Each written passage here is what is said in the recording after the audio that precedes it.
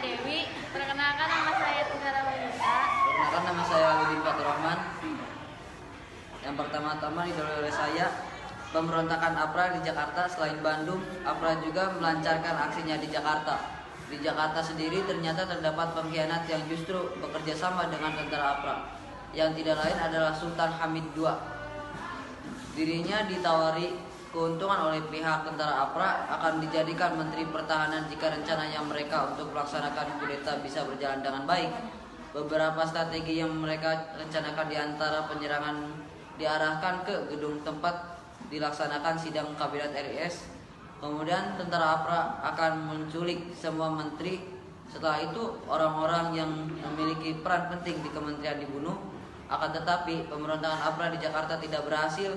Hal tersebut karena aksi yang dilakukan pasukan APRA berhasil dipatahkan oleh rakyat pribumi, APRIS dan pemerintahan RIS. Karena kegagalan tersebut, maka pihak pemberontak mundur secara perlahan-lahan. Sejarah pemberontakan APRA dapat mengajarkan kepada kita semua agar senantiasa menjaga integrasi nasional supaya Indonesia tetap bersatu dan tidak kembali terpecah belah karena banyak hal. Pemberontakan APRA, latar belakang, tujuan, dan kronologi. Pemberontakan APRA menjadi salah satu dari beberapa pemberontakan besar yang pernah menghebohkan Indonesia pada masa pasca kemerdekaan.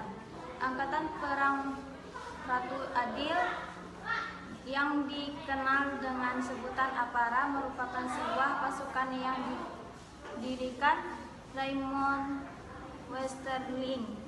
Beliau merupakan bangsa Belanda yang juga menjadi mantan anggota KNIL atau pasukan kolonial di Indonesia.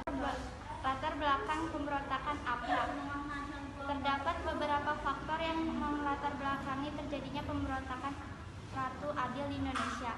Faktor-faktor tersebut antara lain APRIS yang terdiri dari TNI dan KNIL.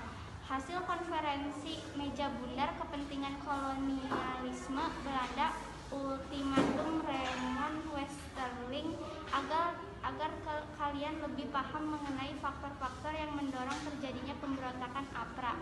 Kita akan membahasnya secara lebih detail di bawah ini. Angkatan Perang Republik Indonesia Serikat. Terbentuknya APRA berawal dari APRIS, yaitu Angkatan Perang Republik Indonesia Serikat. APRIS sendiri memiliki anggota yang terdiri atas gabungan tentara KNIL, Belanda, dan TNI.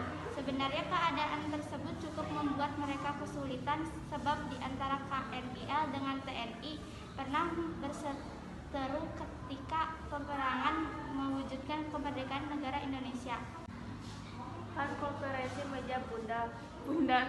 Hasil dari konferensi meja bundar atau yang dikenal dengan nama KBM menjadi salah satu titik awal terjadinya pemberontakan APRA. Konferensi tersebut diselenggarakan di Den Haag pada tahun 1949. Konferensi ini menghasilkan gagasan yang cukup menghebohkan, yaitu adanya rencana akan dibubarkan Negara Republik Indonesia Serikat atau RIS. Menindaklanjuti berita Raymond Westerling bekerja sama dengan Sultan Hamid II untuk mendirikan APRA guna melakukan perlawanan kepada pemerintahan Republik Indonesia. Sultan Hamid II sendiri lebih berpihak kepada aliran negara pada RIS sehingga tidak menghendaki hilangnya RIS. Ultimatum Westerling. Raymond Westerling yang merupakan pemimpin APRA memberikan sebuah ultimatum pada pemerintahan RIS ketika APRA belum lama terbentuk. Pihaknya menginginkan supaya APRA dijadikan pasukan yang berstatus resmi. Di samping itu, pihaknya juga menginginkan untuk memegang penuh kekuasaan militer di daerah Pasundan. Akan tetapi, karena permintaan tersebut tidak dipenuhi oleh pihak pemerintah, maka anggota perencanaan perampasan kekuasaan melalui pemberontakan APRA. Pemberontakan ini berpusat di sekitar wilayah Jakarta dan Bandung, dua kawasan yang memiliki nilai kepentingan tinggi bagi bangsa Indonesia dan RIS pada saat itu. Tujuan pemberontakan APRA. Tujuan pemberontakan APRA memberontakan apa yang diperasai oleh Raymond Westerling tentu saja memiliki beberapa tujuan.